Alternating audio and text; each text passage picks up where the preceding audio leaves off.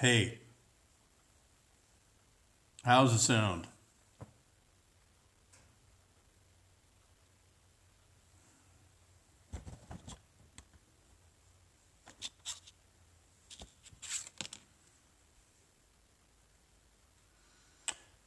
So let's talk about the Las Vegas shooting here. First, look at all the cameras I got now. I got my LG virtual reality camera. How is Monroe? Then I got a great little GoPro clone from Amazon. Right here, the Akaso action camera. This thing, like this, same form factor as a GoPro, came with an actual metric ass load of accessories. It came with a weatherproof housing, as seen here, completely waterproof. Right. We're going to talk about the Vegas shooting in a second, but I'm going to show you this first. Or if you don't want to put it in the housing, if you want to put it on a tripod or something like that, then there's a snap-in housing right there. And it has a tripod mount there or there. So you can have a tripod holding it down or holding it up. And it also, you can slide on a clip back if you want to wear it as a body cam. And then it came with a bunch of mount options. Seriously? Did it just do that? And all this was only like $48 on Amazon. So it's cheap enough that I don't care if I lose it. But anyway, there it is. So anyway, a update from someone who I completely trust, and this is a correspondent for the New York Times by the name of Rukmini Callimachi. She knows what she's talking about. She's a very credible source from the New York Times, and she's also been a NBC contributor, but she specifically covered ISIS. She spent years in West Africa. She speaks Arabic and reads Arabic, so I trust her completely. And she's one of the people who monitors ISIS media all the time. Should I turn that light off? Is that my North Korea map right there? Is that a little off-putting? What do you think? Should I turn that off?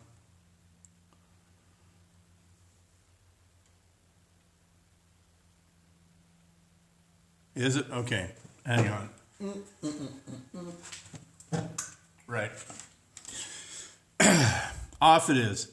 Anyway, the ISIS the weekly newsletter of ISIS is called Naba.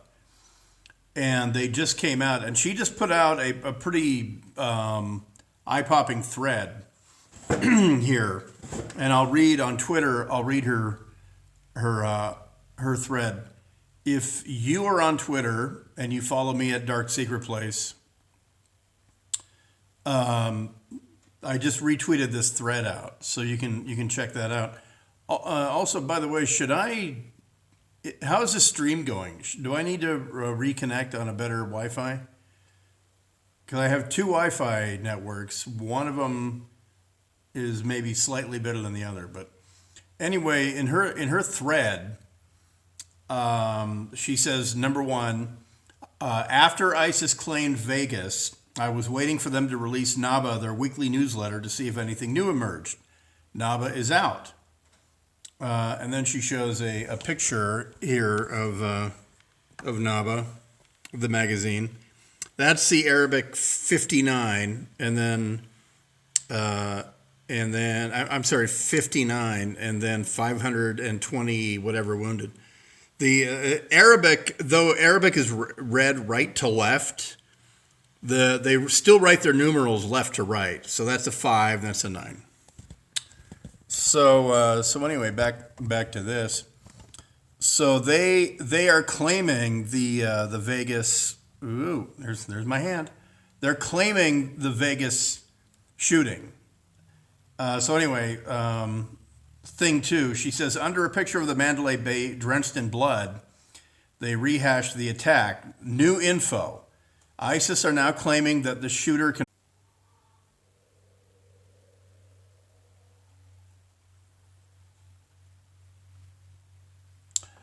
Okay. No, I think.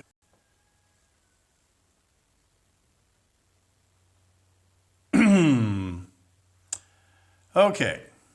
No, it's not your Wi-Fi, it's mine. I might have to reconnect to the first one I was on. Anyway, so she says, below is the Site Intel Group translation of the ISIS Naba newsletter. ISIS earlier said that the shooter converted, quote, months ago. Now they're saying it was 6 months specifically. And this is how Site is interpreting this. The Islamic State featured an infographic. Following is a translation of the infographic. Quote, this is the ISIS quote. Quote, a soldier from the soldiers of the caliphate targeted a large gathering of 22,000 Americans at a concert in the city of Las Vegas, inflicting nearly 600 killed and wounded. The executor of the operation, Abu Abdul Bar al-Amriki, 65 years old, converted to Islam 6 months ago. They're even giving his Islamic name. Method of execution. The brother Abu Abdul Bar stationed himself for the invasion on the 32nd floor of a hotel overlooking a concert and opened fire continuously on the crowds using 23 guns and more than 2,000 rounds and died. May Allah accept him after exhausting his ammunition. Results of the operation: 59 killed, 527 wounded, panic and confusion of security in America and a number of European countries. So they're even giving his name as Abu Abdul Bar al-Amriki. So our correspondent Rukmini Calamachi from New York Times says, no proof is provided, but ISIS has rarely claimed attacks that were not by either their members or sympathizers. ISIS members, meanwhile, are pointing out that after ISIS downed the Metrojet over the Sinai, no one believed them. In their chat rooms, they're claiming that the West and the media are leading a cover-up in order to hide the martyrdom of their brother. She says, I don't take ISIS claim at face value, and so far zero evidence tying this attack to ISIS has emerged. But here's why I disagree with those rejecting it out of hand. I've been covering ISIS since 2014, and since then I have kept a timeline. Every ISIS claimed attack in the West, I jotted it down. Months later, I've gone back over the list and annotated what investigations found. My list is not complete, but of the more than 50 cases I have annotated, I could only find 3 false claims. Yes, the group frequently exaggerates death tolls, and yes, they inflate and distort details, but the crux of the claim is typically correct. The thing to understand is ISIS considers an attack to be their handiwork if the attacker is sent by them or is inspired by them. The reason I don't buy the argument that they're now opportunistically claiming attacks to deflect from the battlefield losses is as follows. Beyond the attacks they've claimed, there are many more they could have claimed but didn't. These are attacks where we know it was them. Remember the Thalys train shooting, the one in France where the 3 Americans, took the guy down. They never claimed it. Attackers shared a hotel room with Abdelhamid Abaoud, the leader of the Paris attack. So the guy was clearly connected. Remember the attack on the Jewish Museum in Brussels. The attacker was one of ISIS jailers who held European hostages, yet ISIS never claimed that attack. Do you remember the devastating attack on the Istanbul airport last year? The investigation determined it was ISIS. Again, they did not claim. And finally, and one day before Vegas on Saturday, a guy who'd placed ISIS flag on his car's dashboard used it to ram police. Did ISIS claim it? Nope. And this was the Edmonton police guy. So anyway, this is ISIS. The point she's making is there have been plenty of ISIS-inspired attacks that they don't claim, and then out of the 50 ISIS attacks.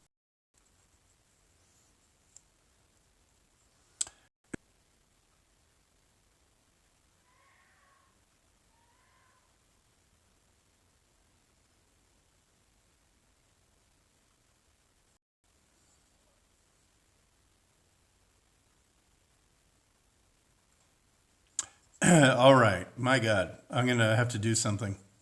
Use different Wi-Fi. No shit. Thank you. Thank you very much. Anyway, um, so what she's saying is of the 50 ISIS attacks or 50 terrorist incidents over the past 4 years, only 3 times have ISIS made a false attack.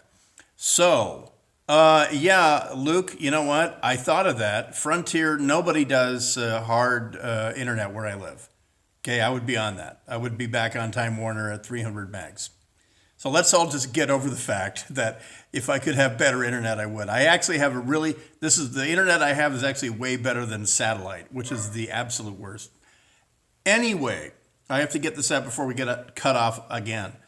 So the point she's making is out of 50 attacks, only 3 times did they falsely claim credit for an attack. And then over the past couple of weeks, there have been 4 attacks that were ISIS inspired that they haven't even gotten around to claiming credit for. So she's saying take this with a grain of salt. However, the ISIS claim that the guy may have converted to Abu Abdul Bar al-Amriki, father of Bar the American, that's out there. So take it with a grain of salt. I do too.